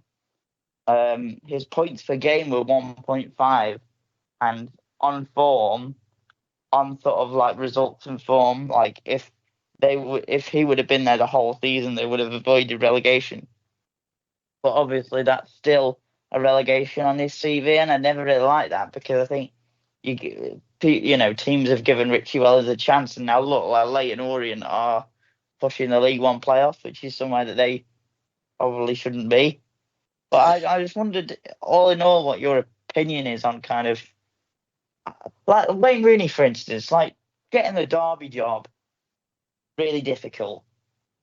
Then to go from Derby to DC, I don't know much about the MLS and DC. I don't know how well the job that he did there is thought of, but the Birmingham job, it was never going to work out for Wayne Rooney, having to replace John Eustace. And then the Plymouth job, I think, was also a very difficult task. But then I wonder whether these young English managers just want to get in, and so will take whatever opportunity comes their way. I'm also thinking a little bit of Sol Campbell at Macclesfield, people like that. What do you think? Well, I think you hit a good point there about English managers just wanting to get in, because, top English coaches are rare.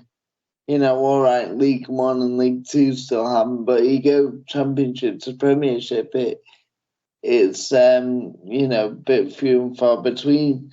And so I think managers do get desperate to go in. With regards to Bloomfield, how old is he? Do we know? Is he 30s, 40s? What is he? 50s?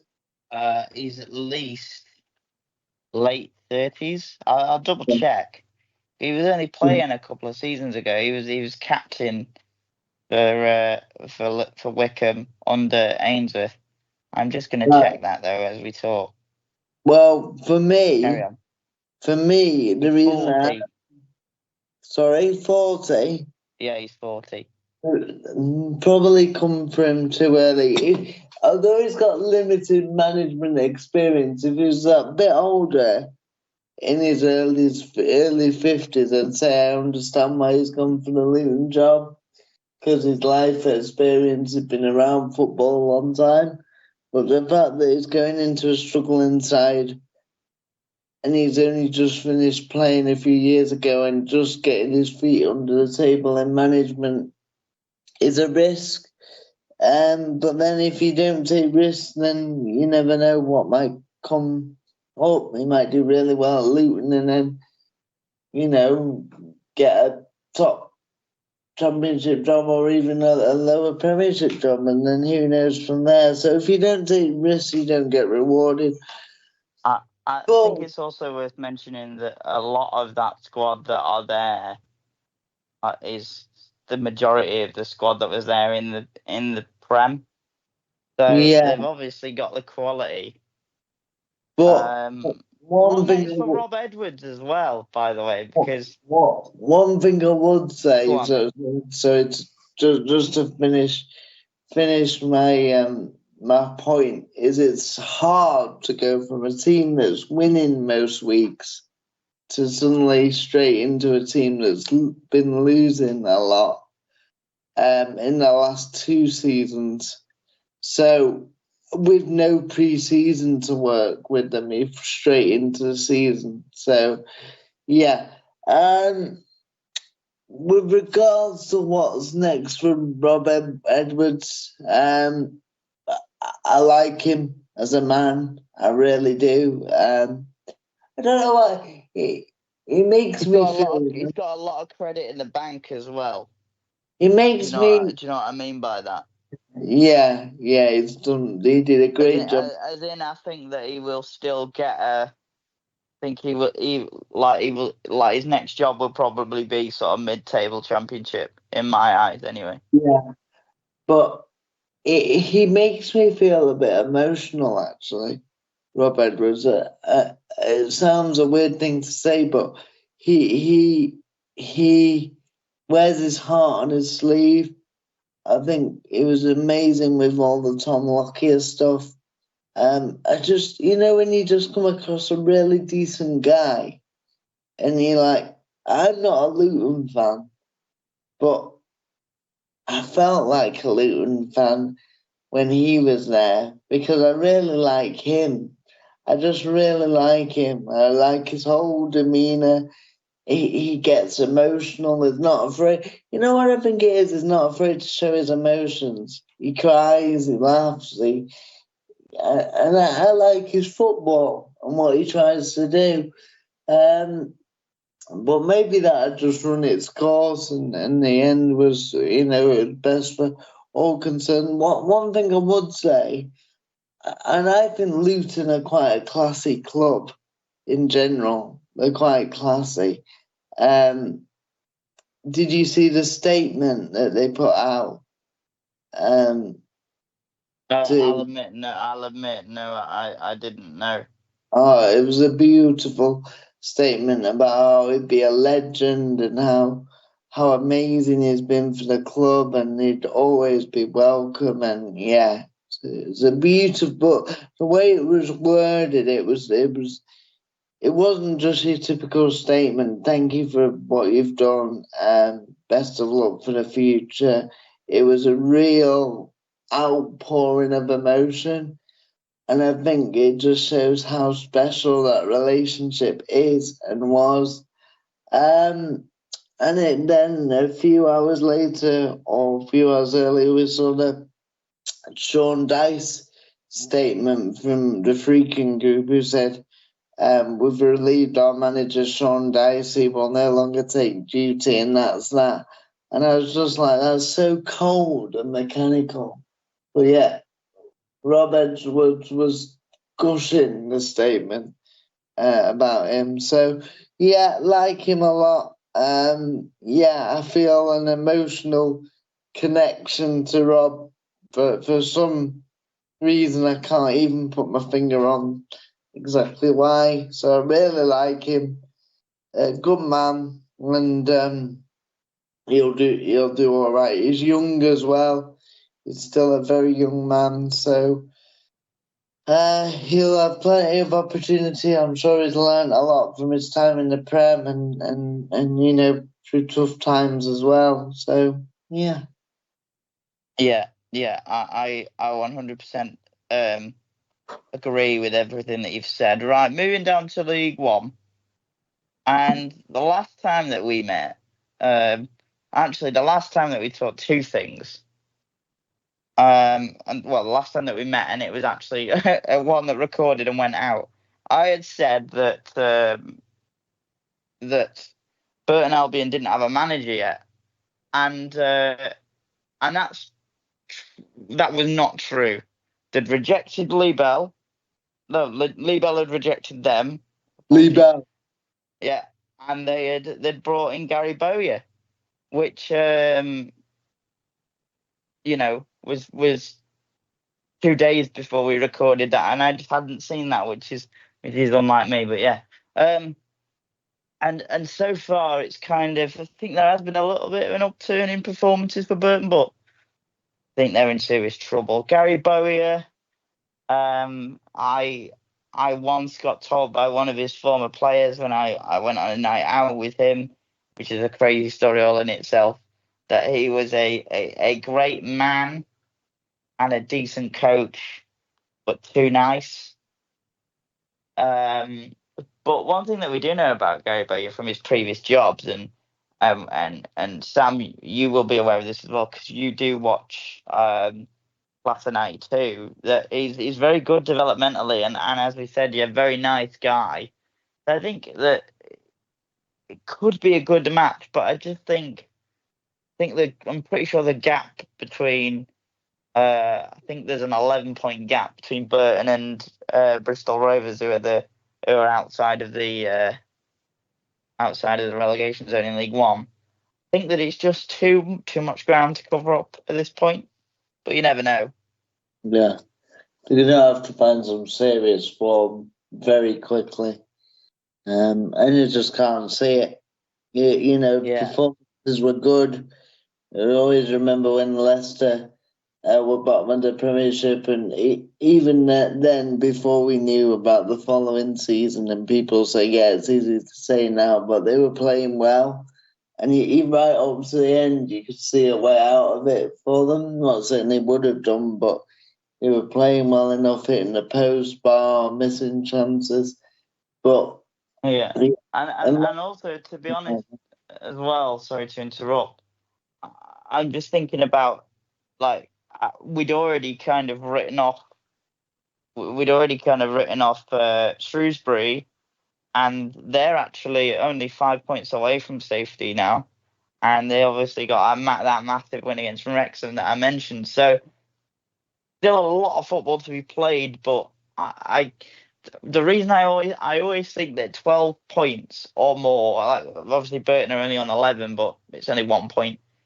I always think 12 points or more is like unassailable unless of a miracle, i.e. the Leicester that Sam's on about. But that's the Premier League, where it's a bit more like, the teams at the bottom don't really win and the teams at the top always win. Whereas the lower down the leagues you go, you've still got that jeopardy of, excuse me, anybody can beat anybody. So it's very hard, isn't it? I just a word on Gary Bowyer, because yeah, you will have watched the Salford documentary. Do you think he could at least galvanise things there a little bit? There's no reason why not. For me, he's got to just build a confidence in them. The likelihood is they're going to go down now, and that's not what it's about. It's about, yeah. I imagine they're already planning for. but Well. motivating, getting if you can come in and get the team playing well, start winning a few games, not every game obviously, but start winning a few games, then you're going to go into next season feeling a lot better about themselves. So it's a really critical time for Gary, and can he do it? Yeah, I think he can motivate. I think, to be fair, you're talking about a nice guy, but maybe that's what the players need right now. Somebody who's going to be understanding and try and help them through it. So no reason why not. Long term, we'll have to see, but what they got to lose, they can play with freedom. The handbrake off in the second half of the season, which could, an outside bet, but could make them dangerous. Because if they pick up a few wins, and they've got nothing to lose. Who knows? But very unlikely. But they can play for pride and for the place at the club next season, and ultimately making the season feel better than what it's been already, which has been a bit of a disaster. So yeah, so there is a lot to play for, a lot of pride, and I never believe this is the competitiveness in me, and Jordan knows this firsthand, and TubeMix, to be fair. But I never believe something's lost until it's mathematically lost. But even our days playing tennis in PE, where I'd be 9-0 down. You'd be trounced every week. First to 10, and I'd be 9-0 down, and I'd still believe I could win. In reality, it very rarely happened, but that's kind of my mindset. So why not? Yeah, I did get trounced most weeks. That's because they didn't let me play my natural game, which was to try and hit you on the head with the ball. Anyway, I realised pretty quickly the only way to beat him at table tennis would be to knock him out. But would be to attack me. Yeah. All right, moving on. Just because, time. Northampton replaced John Brady with Kevin Nolan, his first job at the level since Notts County. In fact, I think Notts County were in League One. I'm sure they were when he was there. But yeah, bit of a strange one. Few years as a coach with David Moyes, so probably I would like to think would have improved a lot as a manager learning under Moyes. So far, record one win, 2 draws, 1 loss. Not too bad for a team in some relegation trouble. Again, it's one of those I don't really know what to think. The bit of one of them as well, where recently with kind of weather and the FA Cup, we haven't really got a good look at a lot of these teams that have changed managers over the festive period as of yet, which is a bit rubbish. But Kevin Nolan, what do you reckon? It's hard because you're comparing him on what happened at. Do you say it was at Notts County? Notts County and Leyton Orient. I think as well, it's worth saying that the job that John Brady did to get them to League One again, fantastic. And I always think that it's really hard to replace those kind of managers. Yeah, and you can't really go off his previous roles because he's a completely different person and manager probably now. So we'll see. Certainly passionate as all Scousers are. He'll try and galvanise them and steer them away from that dreaded relegation zone. And I just think we'll see. It's a bit like, time will tell. It's a bit like when Gareth Southgate comes back into club management, all right, he can go off England, but he was working with some of the best players in the world there. And then before that was Middlesbrough, where he just retired and then became the manager. So, you can't really compare him to that because he was a completely different. He was a boy back then. So, we'll see. But good luck. I like Kev. I've heard him interviewed when they said to him once, how do you say Lucas Paqueta's name? Is it Paqueta or Paqueta? And he said, I don't know, I just call him Lucas, which I know that's funny. That's funny. But yeah, we'll see.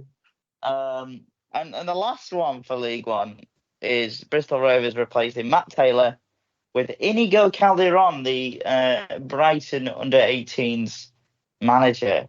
I have absolutely no idea about this one. I'm not gonna pretend. It's kind of difficult. There's not that much said about jobs that people do as managers within youth football, so there's not a lot for me to go on. I'm guessing that he would try and play the Brighton way, but I'm not sure. And so far under him, they've won one game but also lost four.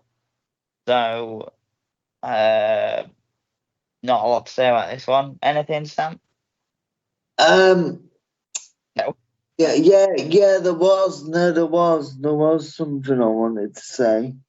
Oh yeah, Matt Taylor. Has he? I presume he's gone to. He's been left Bristol Rovers to take up his inner Billy Elliot, on the West End somewhere, because when he came to Crewe, all he did was dance on the touchline. So yeah, he's clearly had a change of profession, and that's the only thing I've got to say about that. Fair enough. I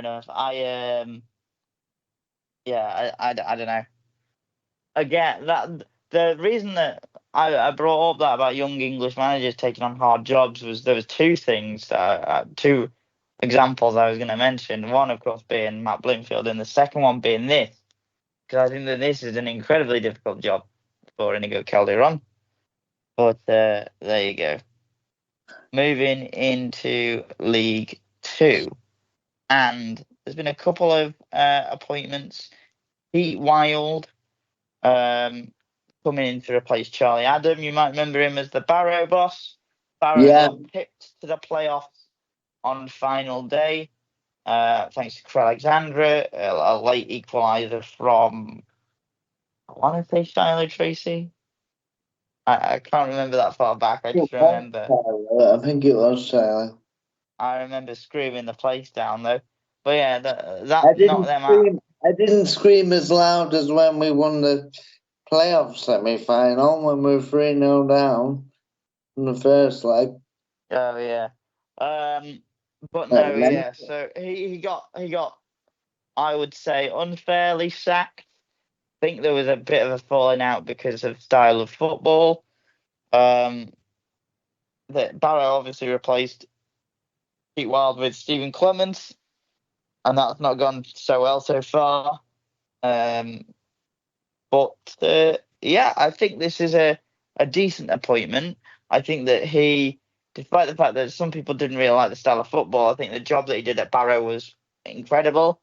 And I think that he will do well. I think it might take some time to gel, but I like it. Charlie Adam, have you seen that he might be joining David Moyes' backroom staff? No. I think that's a good. That'll probably do quite well.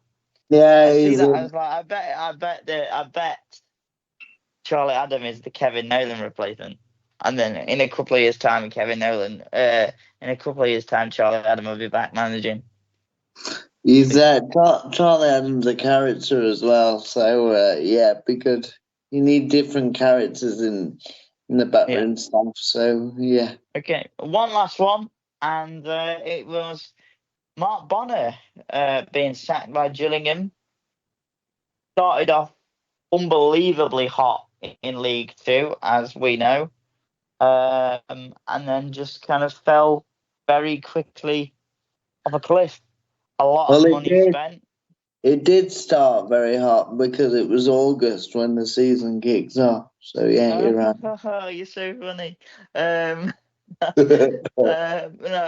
thinking of the likes, the signings that they made, guys like Elliot Nevitt and Aaron Rowe, who we obviously know incredibly well because they played in Crewe last year. I love Rowe. Absolutely, I love him. Come back, Aaron. Come back. But it obviously hasn't gone so well for them. They replaced Mark Bonner with one of the most left field appointments, I think.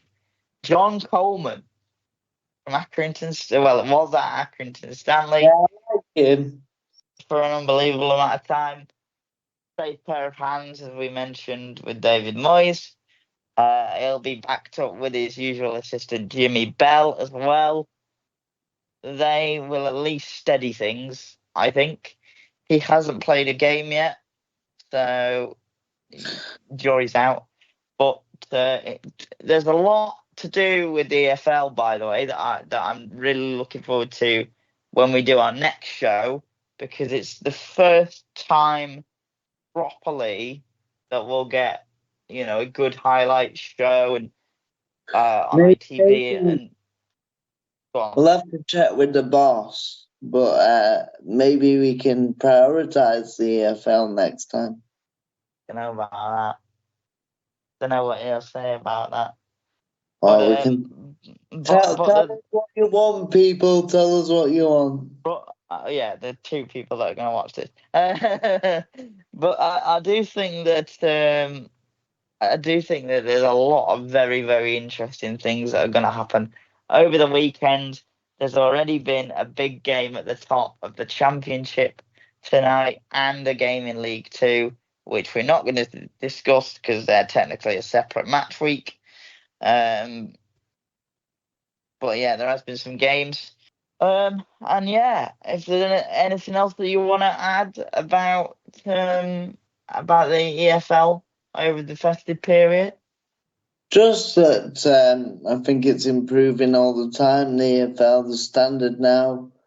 We saw Tamworth in the FA Cup against Tottenham, taking them to extra time and could have won it as well late on. And just the standard's completely different now from what it was even 10, 15 years ago while we were growing up. So in the lower leagues and non-league football, the fitness and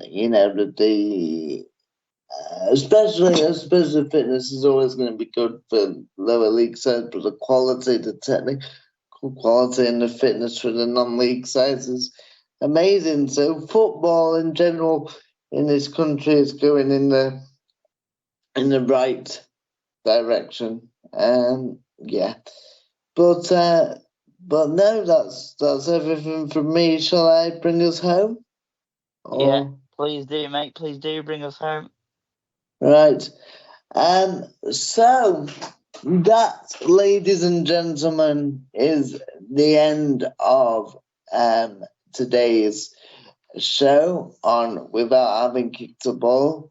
If you have enjoyed this show, please don't forget to like, comment, and subscribe to the TubeMix YouTube channel. And it's been a good show tonight. I really enjoyed it. I think it's been one of the best we've done for a while. Yeah, we've had fun tonight, haven't we? I think. Yeah, it's been good. It's been good. Nice and chilled, and we've got a lot done. A reminder of our top topic tonight. Our condolences to the Law family and friends and everyone that knew him, and also our thoughts are with Dean Windass and his family and friends. I've been Sam Taylor. Joint hosting with me tonight has been JLI Wheels, Jordan. Thank you for your Always a pleasure, mate, and your knowledge, and we make a good duo, I think. Thoroughly enjoyed it tonight. I don't know about you. Yeah, really enjoyed it. And right then, we will see you next week, where we'll be discussing again the mid-season drama of the Premier League Championship, League One and League Two, as well as maybe some breaking transfer news if we have it. Thank you everyone for joining us, and enjoy your weekend. Bye-bye.